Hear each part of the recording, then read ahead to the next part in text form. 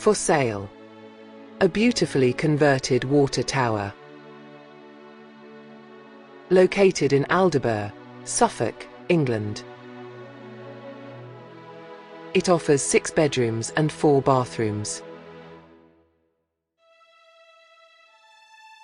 The water tower is a Grade 2 listed coastal landmark, offering breathtaking views across the town. Built in 1870 for municipal waterworks and converted in 2017, the property now combines striking Victorian industrial architecture with modern luxury.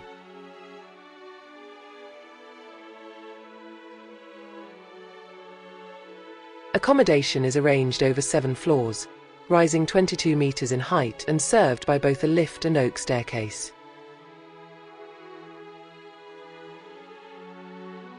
The ground floor features bifold doors opening to terraces for outdoor entertaining. This level also includes 2 en-suite bedrooms with private access to gardens.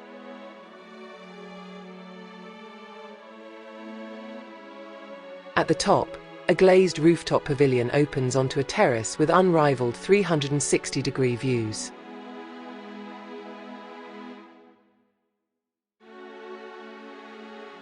The asking price of this beautifully converted water tower is £2,750,000.